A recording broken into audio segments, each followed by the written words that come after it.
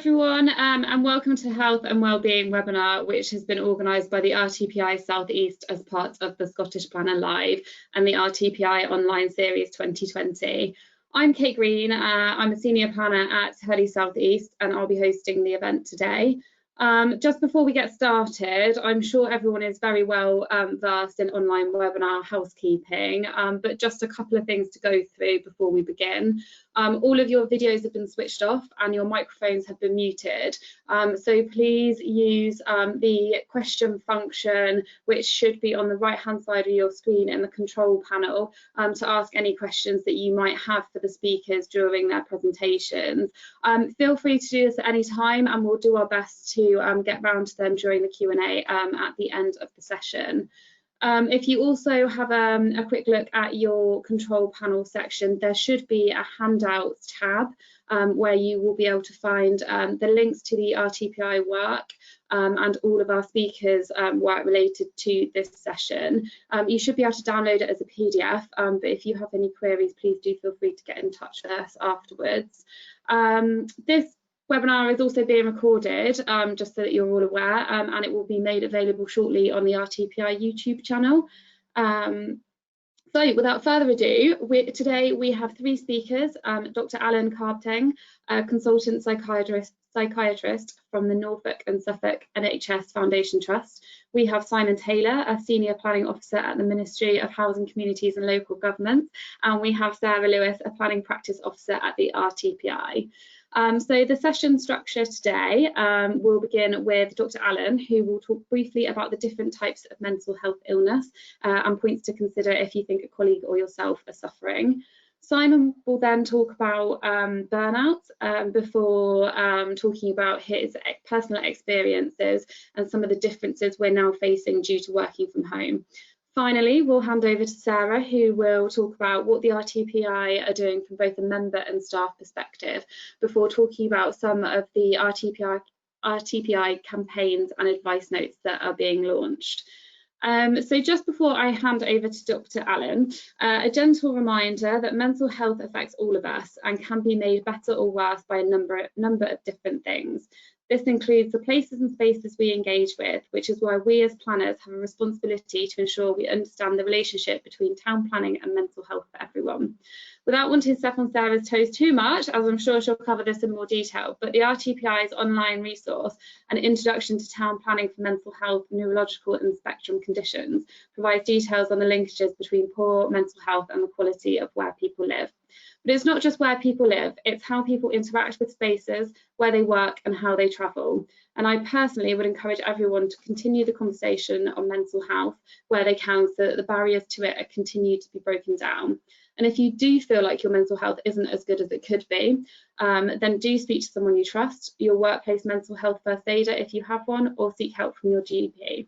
So without further ado, I will pass over to Dr. Allen. Just a bit of background, Dr. Allen moved to the UK in 2001 and completed his basic and higher specialist training in Cambridge. He has been a consultant since 2007 and specialises in adult and community psychiatry. So Dr. Allen, would you like to go away with your presentation? Hi everyone.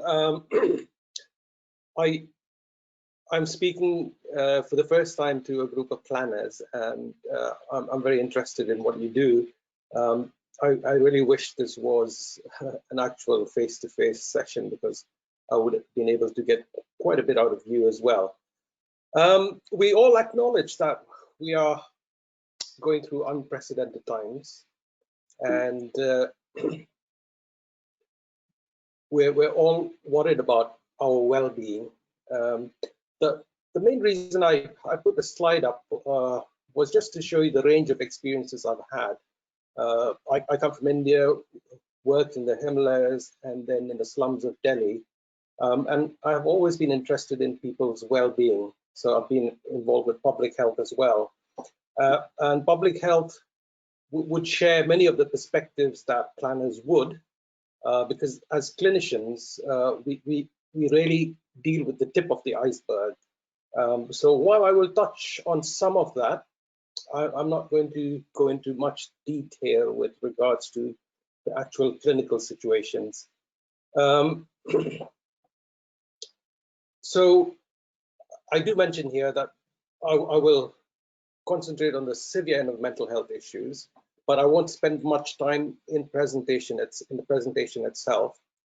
So when we say direct or indirect results of COVID-19, people often argue about, for example, the death certificate says died of COVID-19, but they say, oh, he walked in front of a bus. But actually, if you think about it, COVID can affect the brain and can cause confusion. It can cause depression, psychosis, so many other things. So if the person in that state got hit by a bus, you could still call it COVID.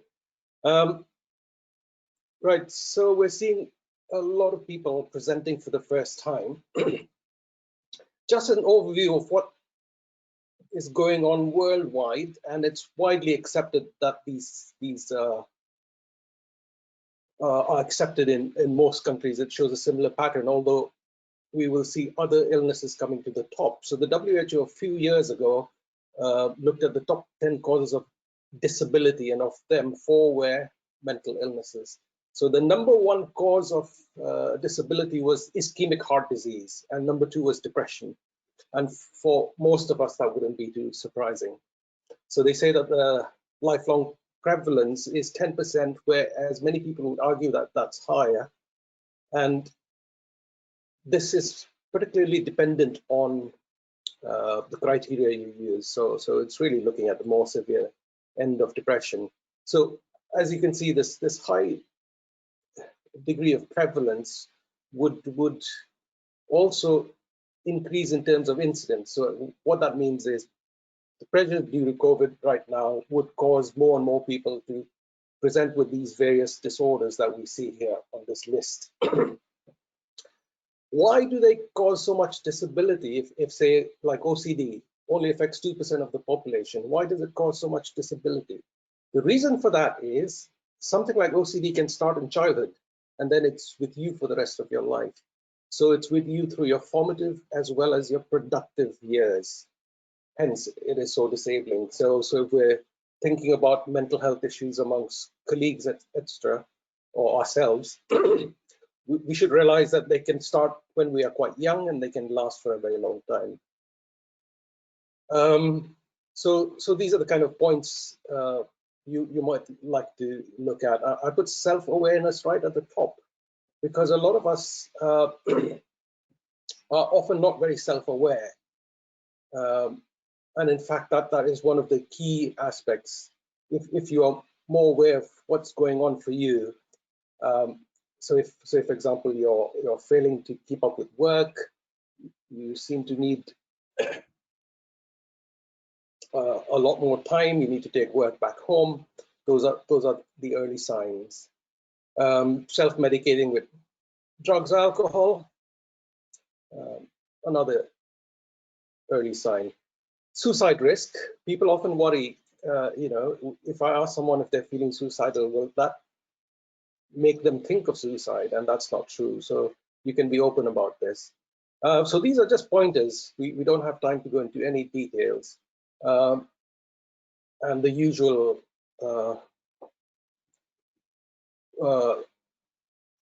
places you'd go for help. First port of call is always the GP.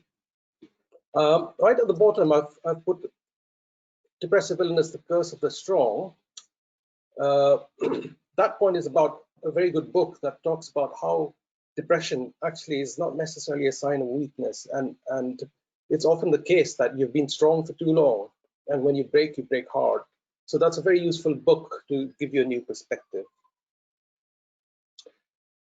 We then go on to the WHO definition of health, which most of us know. So it's not merely the absence of disease, but it's physical, mental, and social well-being. And that's key here, because when we talk about solutions, we're going to have to look at that. And then the Royal College of Psychiatrists follows the biopsychosocial model. So if you intervene, what are the biological methods such as medications, psychological approaches? What about the social situation? Malcolm Gladwell wrote an extremely insightful book called Outliers, the Story of Success, and I've put the New York Times excerpt here, which you can read. So the first chapter talks about Roseto in Pennsylvania. It puzzled the doctors in that area because all the surrounding towns and villages showed really poor health outcomes. In the 1950s, heart disease was, killing so many people, and many people were dying at the age of 50, 60, whereas Roseto didn't see any of that. They did a lot of studies there, and to cut a long story short, what they found was Roseto was a town that was built by people who had come from Roseto in Italy, and they replicated the community that they had in Italy. Several generation households, having chats with their neighbors, several self-help societies, there was the church. And what they found was that the social well-being was what created such a healthy population. So that's worth a read. So you see the same thing with the Mediterranean. And my experience in the slums as well was very interesting. You'd think it's a dire place where people would be depressed because of their condition. But actually, it can be a very happy place, especially where they've replicated village life in the slums.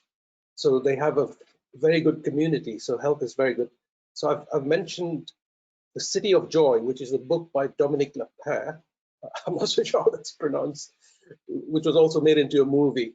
And it tells you about happiness in the slums.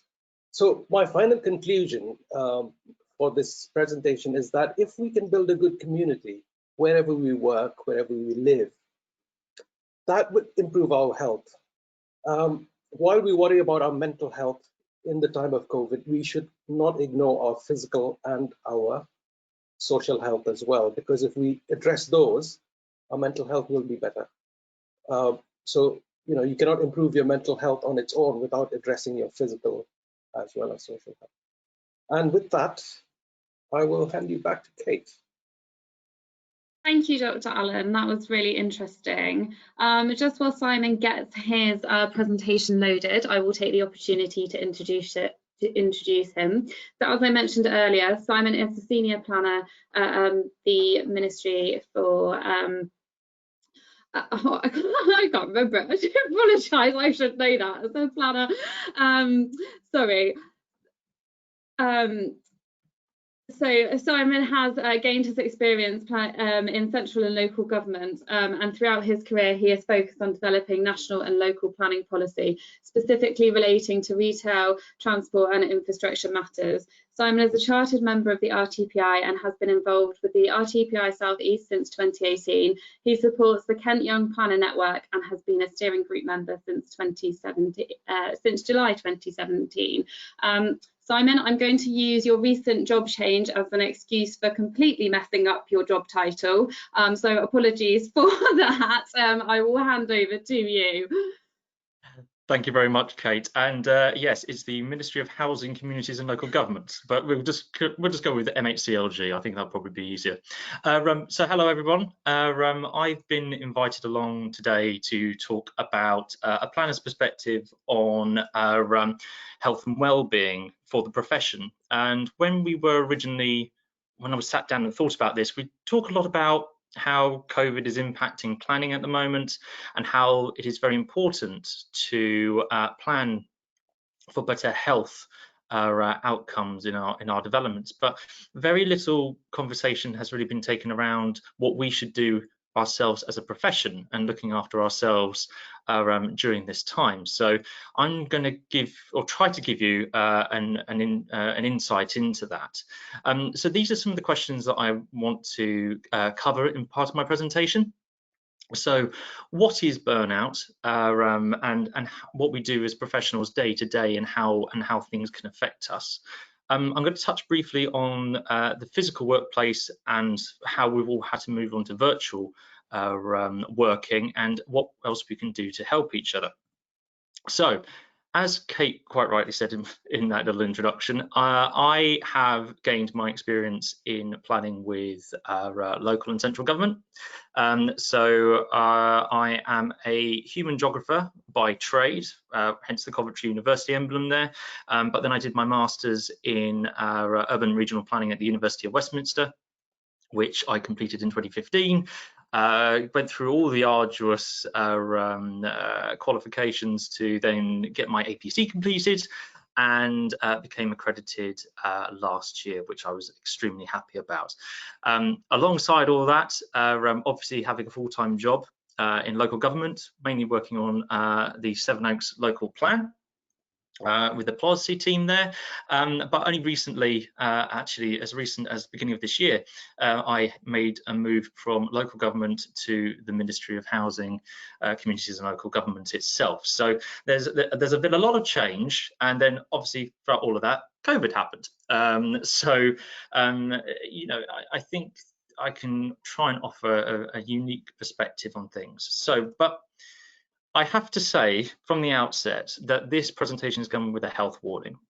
There is no set definition on how we should all be feeling at this moment in time, and this is going to draw on quite a few of my own personal experiences, not just within the COVID period, but we'll also maybe touch upon some bits and pieces pre-COVID as well, when I was working at Sevenoaks. So just bear that in mind.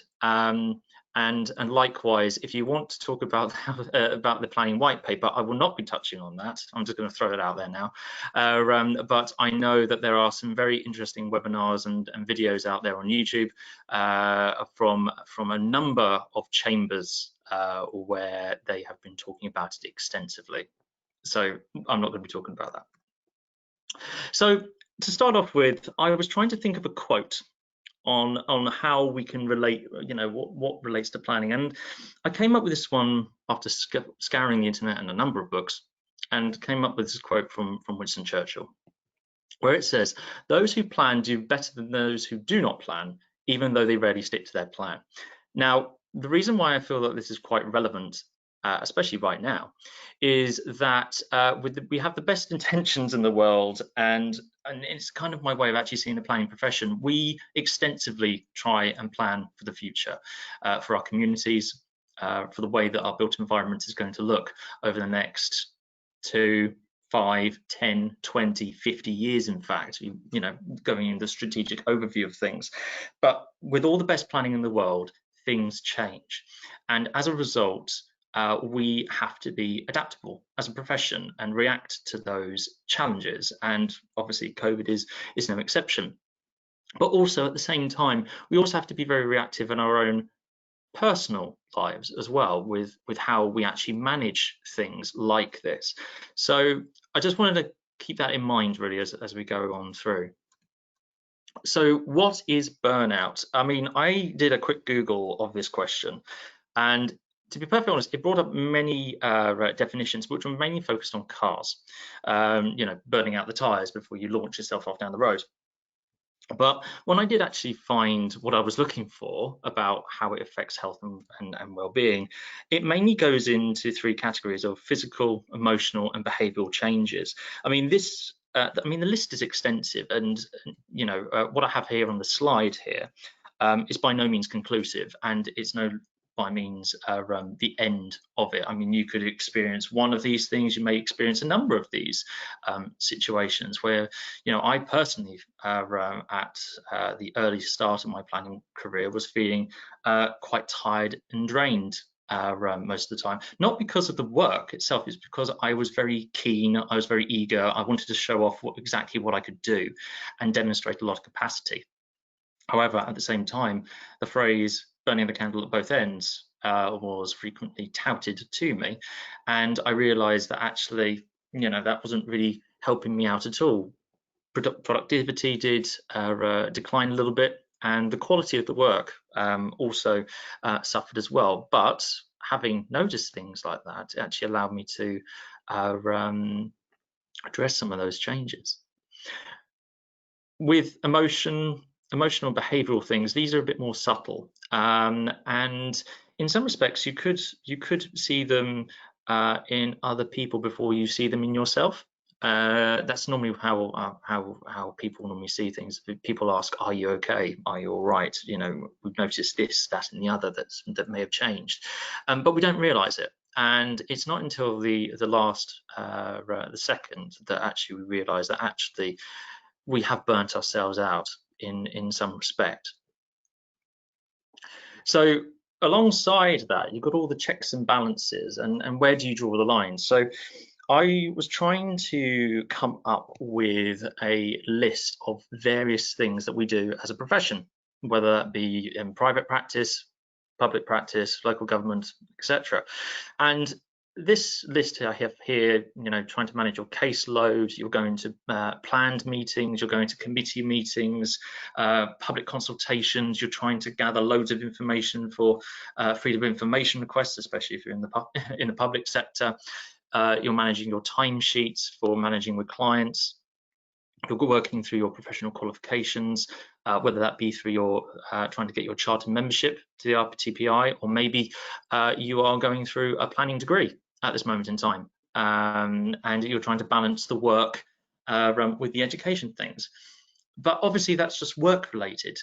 You've also got to take into account your own personal day-to-day routine, walking the dog, playing tennis, doing your extracurricular activities, seeing friends, socializing, and then at the end of the day, obviously, you fall asleep and you do it all over again. So there is a fine line, I think, that you could take in all of this. And I actually wrote a note down here saying that we should always try and prevent taking our work home with us, which obviously now is completely irrelevant because most of us have to work from home as a result of this. And, you know, managing those expectations of what you can do at home and what you can't do at home is actually incredibly important. And this kind of brings me on to this thought of physical and virtual workspaces. We all have, in the last 6 months, have had to adapt quite quickly, and in some respects the lines blur when it comes to this. Working at home and working in an office, they both have their benefits, and they also have their differences and their challenges. If you're already working from home, then you already kind of have that separation from the office. If you're working part-time, I was talking to some colleagues of mine and they actually find it quite easily to separate their work time between when they're working at home and how they deal with their daily routines on that.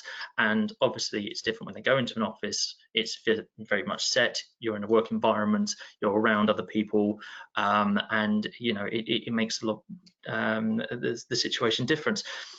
Whereas for somebody like me, who has always worked in an office 5 days a week, 9 till 5, actually making that adjustment from going from a work office environment to working at home has actually found, I have found at the beginning, relatively challenging. I spent a grand total of 3 weeks in my new workplace before we were all told to go into lockdown and start working from home. Now, in some respects, I found that actually quite good. I thought, great, I'll be able to get my head down, get loads of work done, and actually understand a lot of stuff. But then I realized I had to adapt to the new technology that was given to me. I had to understand what Teams was because I had no idea about video conferencing and the systems that that my new workplace has in place. And also, I'm learning a new policy area, and I'm also learning in a completely different space. I've moved from local government to central government, and with that comes its own challenges, its own pressures, its own procedures about how to do things.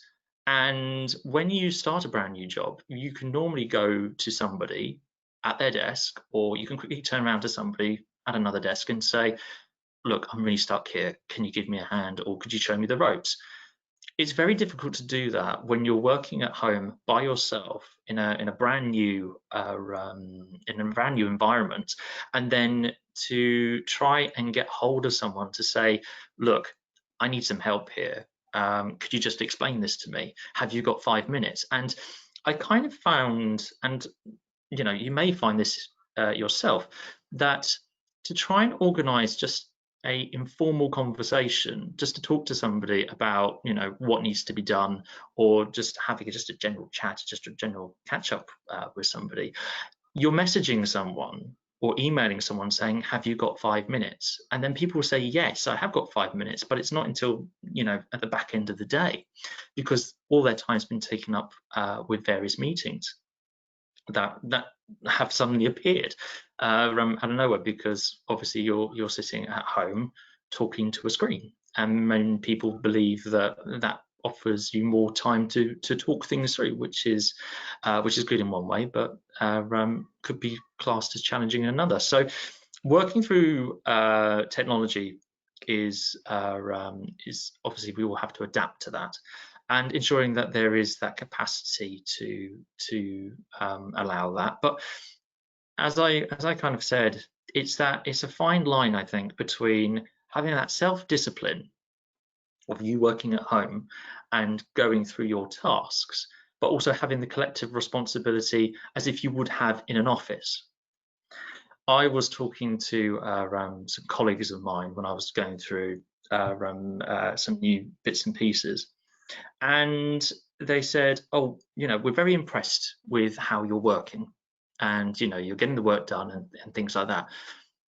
I said, fantastic, that's great, but at the same time, I'm glad that you can see that I'm doing the work, but you're not seeing how I'm doing the work, if that makes sense. So you know that at the end, you get the end product of what you need, of whatever that task entails.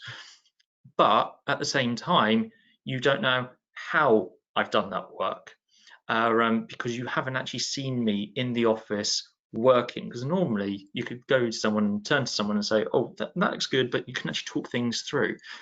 Again, doing things remotely and actually trying to understand how people work and how something needs to be done, especially when I was in my position of you know, a brand new work environment with the civil service, it makes it incredibly challenging. So what can we do about managing burnout? And I think this touches on really what Dr. Allen was really talking about. It's very much the case of we've all got to be very supportive with each other, and understanding that everyone has a unique set of circumstances, or they may feel differently about a certain situation to yourself. So that could be childcare pressures. It could be the fact that with COVID, somebody is vulnerable themselves, or they are living with someone who is vulnerable to COVID, for example. There is loneliness, isolation. There are those people that live by themselves throughout all of this, and at the same time they're expected to work where they are, where they can work, to do things. And staring at a screen constantly 24/7 makes it rather challenging. And we want that physical contact with people, even if it's just to be around them in an office. I mean, that's definitely something that I really miss at this moment in time. I would love to go back and see my colleagues in the office and actually have a conversation in the kitchen about what happened at Bake Off, or about a gig that somebody went to, or or a film, or TV recommendations. It's the informal conversations which I think quite a lot of us miss at this moment in time. And with that, we've got to learn the value of actually having a conversation. Yes, we can talk about work until the cows come home in our professions, but at the end of the day, we've also got to try and replicate that office environment and having informal conversations. And whether that be you put a 15-minute catch-up in your diary to just have a virtual coffee with a colleague or your team, just to talk about nonsense in a sense, or it's a case of actually saying to someone, look, I'm I'm struggling here. I've got a problem. I'm not feeling particularly great about what's going on. You know, I need help. I'm not saying that you should go to your line manager about this or management about this, but I think it should be somebody that you trust about it, and recognizing that when things need to change, there is a culture of inclusion within your organization, because if we don't take into account people's feelings and how people are feeling about this, it will infect productivity and morale and make us feel a bit more reserved in ourselves about the jobs that we do. So that's quite important. I put a note down there of leaving your personal baggage at the door. Now, again, this is quite tricky, especially when everybody is working from home. It's again working out what that separation is between what is work time and what is personal time.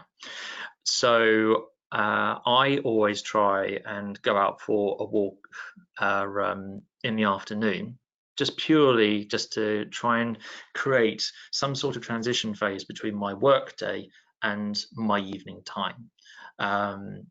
And I found that has worked because I'm physically going away from my desk for at least half an hour and creating that separation. And it's kind of like walking from the office to the station in some respects to get the train home.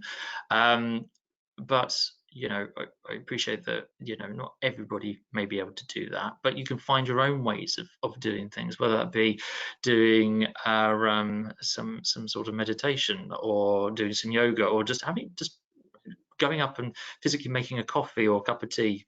Admittedly, at 5-6 o'clock in the evening may not be the best time to do it, but actually physically doing something to create a barrier between, or a transition period, sorry, between your work life and your personal life, I think helps. And finally, with all of this, I feel that there is kind of like an expectation, or there's a feeling out there, talking to various people, that it has been good, the whole COVID situation and working from home, that it creates more productivity. Quite a lot of people that I've spoken to, and I personally feel this, that I've actually managed to get a lot more done as a result of this lockdown. And I think that's mainly because of you could argue, less distractions that come with the office. So you could actually physically sit down at your desk or at your table at home and get through your emails, get through your tasks. Yes, there are the occasional phone calls that you may have with clients or with your team or whatever, but ultimately you can focus on things.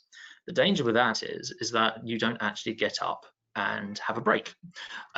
You will find yourself sitting at your table or your desk, maybe from 8:30 in the morning to about lunchtime, let's say 1 o'clock.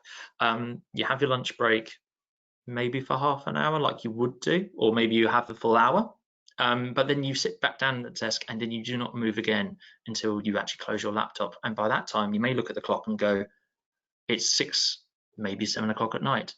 And all of a sudden, you've realised that actually you're burning yourself out in that way, but you're not physically building in some time for yourself.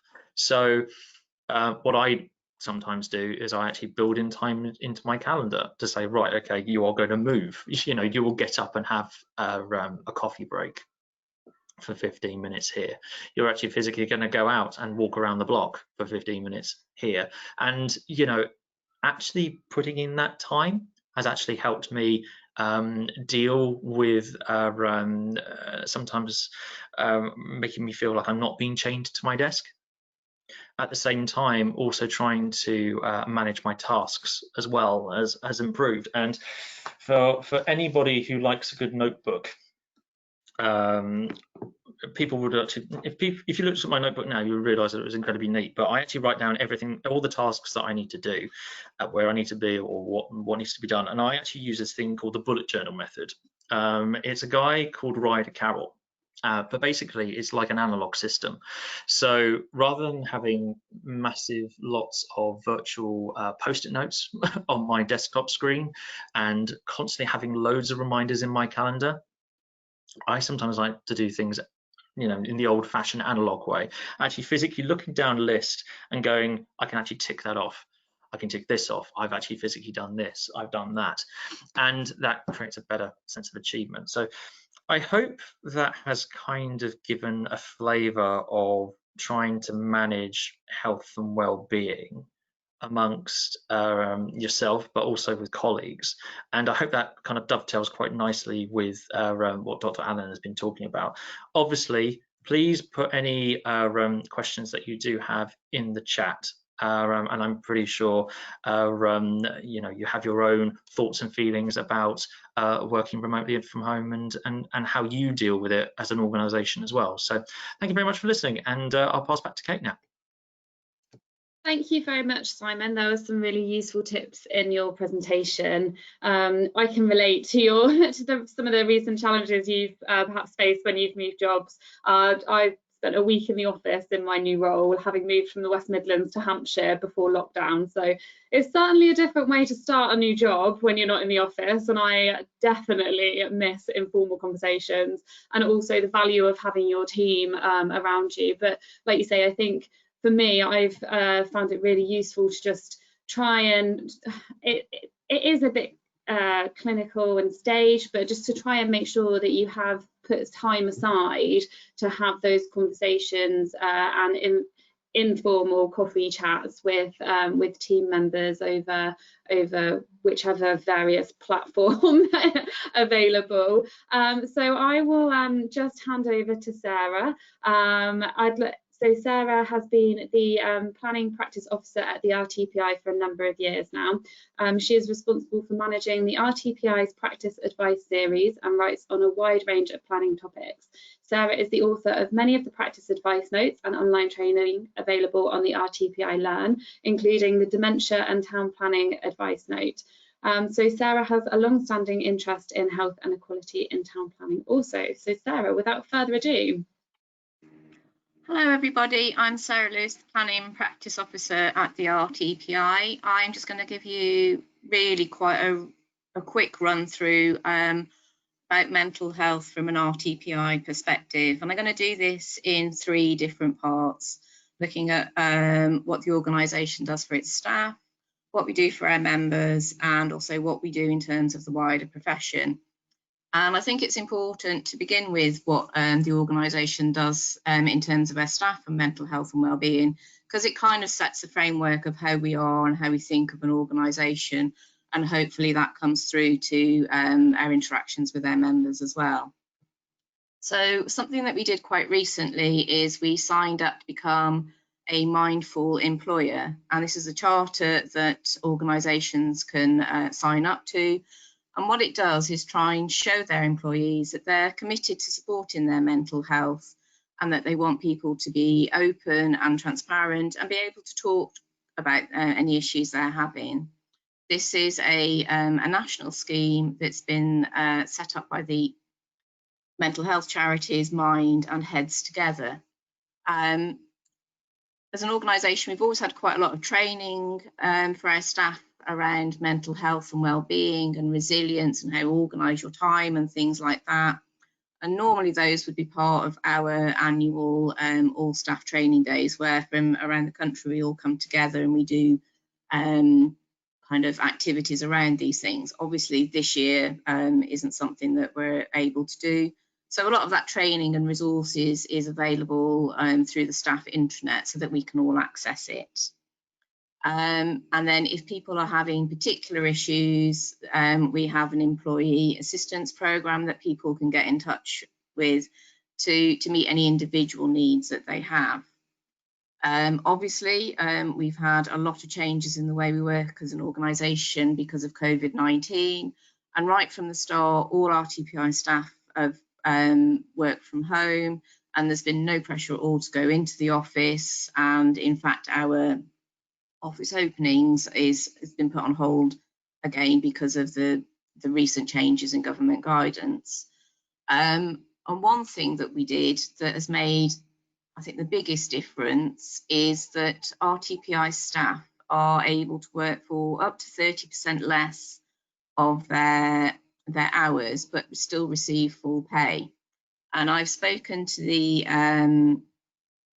human resources manager about this, and she said she's had a lot of feedback from people saying that even though staff haven't been taking this up, it feels like a backup and an element of reassurance for people who are having any difficulties with the change to work from home. And it's certainly worked like that for me. I have long-term health conditions and also 2 children and a workaholic partner. And if I was trying to think that I had to do absolutely everything, the pressure would kind of come over you in waves. But having this of like, there is leeway there was a very important thing. Another thing that we're doing is just trying to stay in touch with each other more frequently. So our monthly all staff meetings are now weekly, so that we're getting more of a feel of what the other people in the organisation are doing. And team meetings, are also a lot more frequent. So I work within the policy, practice, research and international team, and we have a meeting every morning at 9:30. And you always know somebody is going to be there at that time if you need to chat things through. Now, this could be very much the nitty-gritty of the day, and yes, the white paper has come up on these meetings a couple of times, Simon. But it's going through these things where you've got the questions where you'd normally turn to somebody at the desk next to you to ask for an opinion on thing. But it's also the conversations which I'd call the kind of on the way to the kettle conversations, where it is the film review, what you've been up to at the weekend and things like that. And we've had cats and children and you know, various people make an appearance at these things. But it is that sense of connection which Simon was talking about, where you just have that sense of connection with your team main members. And within our team, we had somebody who was only in the office quite briefly before we went into lockdown. And it's made that she's fully a member of our team because we are having very, very regular contacts with her. So what do we do in terms of our members? Well, anybody that's been through the APC process will know that mentoring is quite a large and significant part of that process. And we're got plans in place to extend that mentoring to mid-career planners with something called Nurture. And this is having somebody that you can go to with those questions and having that support so that you've got the extra source of information. It isn't just reliant on the individuals within your team and line managers, that there is more support for members there. In terms of practical things, we have something called the RTPI Trust, which gives support to people who are RTPI members with financial hardship, because we all know that money concerns can be a very, very difficult thing in terms of keeping well and mental well-being. And, you know, we are living in extremely uncertain times for a lot of us in terms of jobs. And also along with that, another practical thing that we have is employment law helpline. And again, this is something independent of where you work, and it's confidential advice and support for our members. As part of our corporate strategy that we launched right at the start of the year, we developed an equalities, diversity and inclusivity action plan.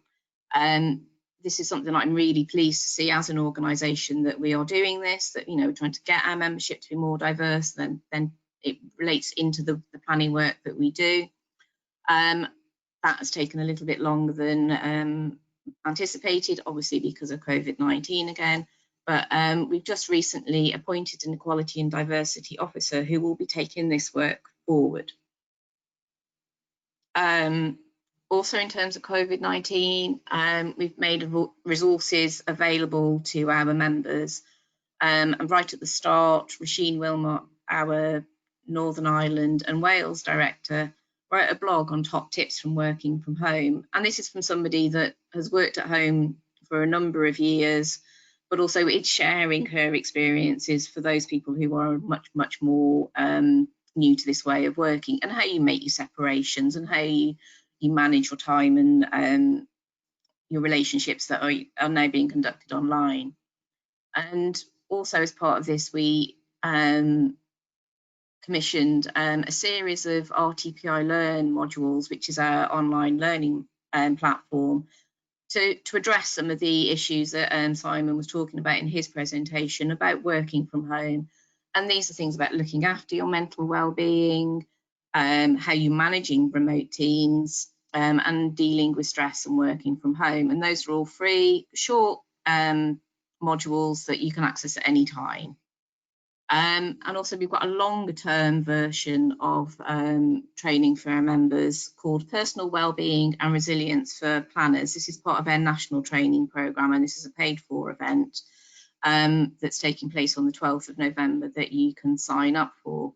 And this is recognising, and it's something that as an organisation we recognise that we needed to do more work on previously, but obviously it's become much more significant during this year in the way the pressures we're all having. And this feeds through into what we're doing as in relation to the planning profession as a whole. Hopefully you will have all seen our Plan the World We Need campaign, which is about recovery from the pandemic. And this isn't just looking at it in terms of economic terms and environmental terms, but also the impact of the pandemic on health and well-being. We've all seen the statistics where the government started off, the pandemic is the great leveller, you know, it affects everybody equally. Well, as time has gone on, turns out it isn't equal. Some parts of society are much more vulnerable than others. And it's looking at how we plan for this pandemic and for future pandemics and recovery from them, of how we can make the built environment more adaptable and more resilient to things like this happening in the future. At the start, Kate mentioned an online training that I put together last year on an introduction to time planning for mental health and neurodiversity. And this is an hour's online training, and it is very introductory, about thinking about mental health and well-being within built environment, because where you live and where you work and where you travel can have quite a significant effect on your mental health and your well-being and your ability to look after yourself and do the behaviours that can help keep you well. So about being able to go for a walk in your lunchtime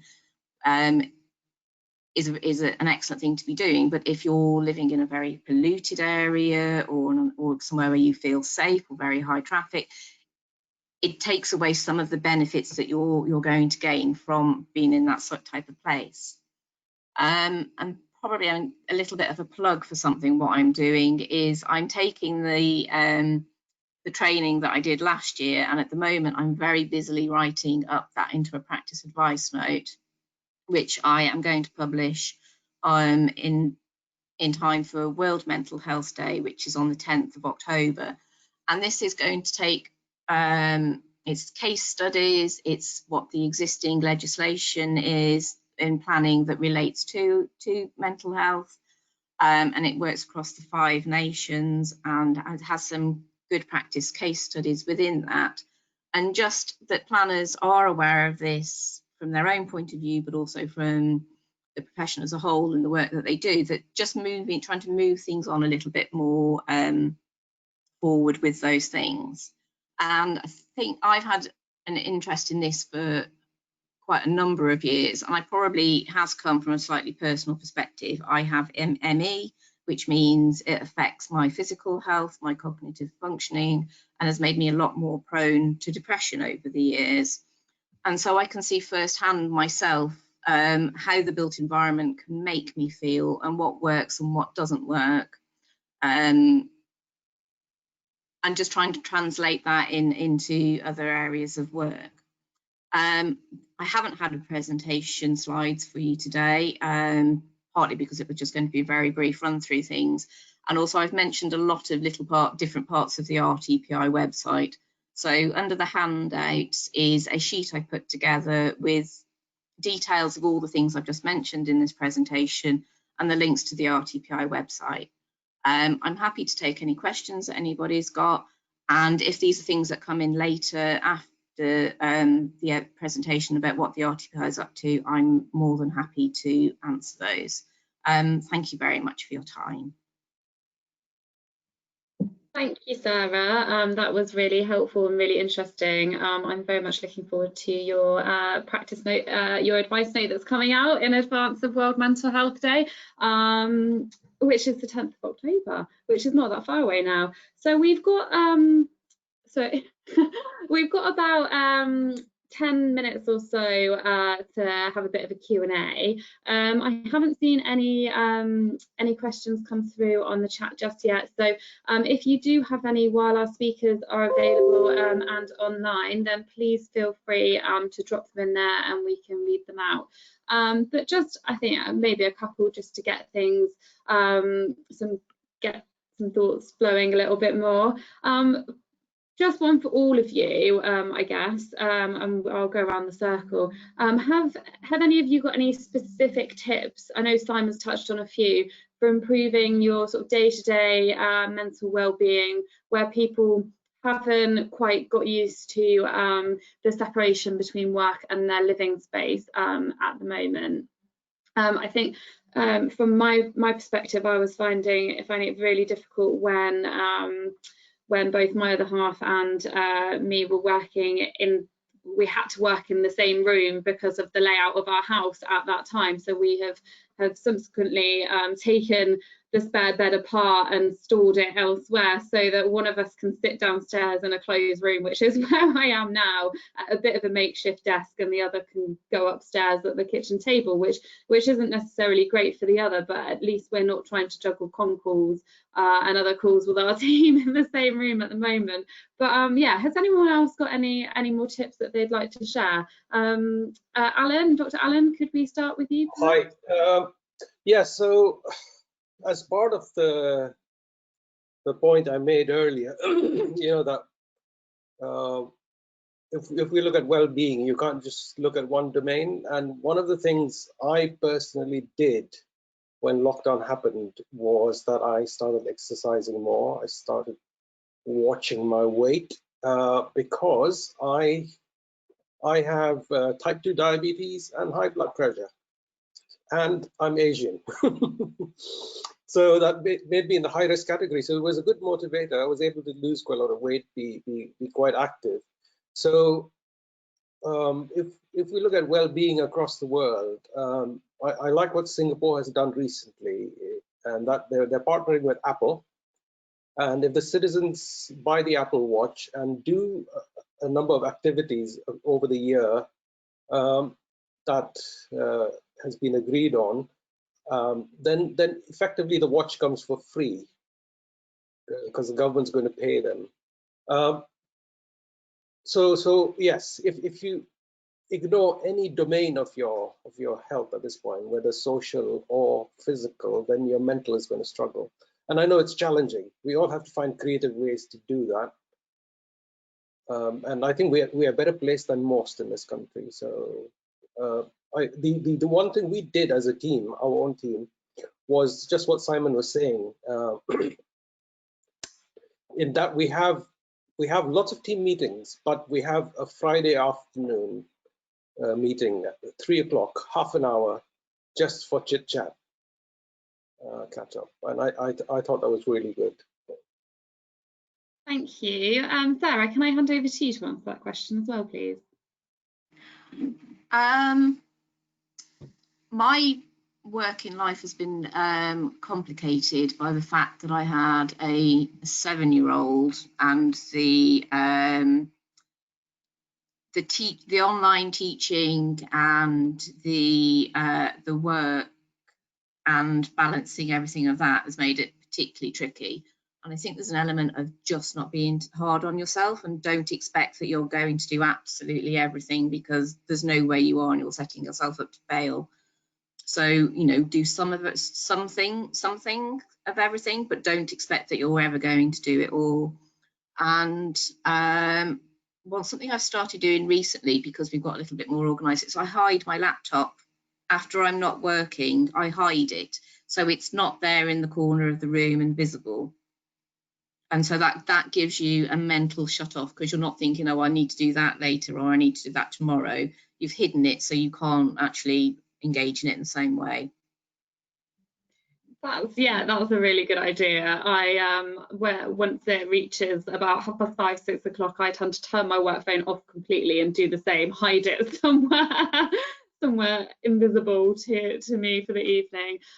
Simon, I just wondered if you had any more to add on top of those that Dr. Allen and Sarah have already suggested, and those that you suggested in your presentation as well. Yeah, no, of course. I mean, I have to fully endorse hiding any sort of work equipment, I think, at the end of the day.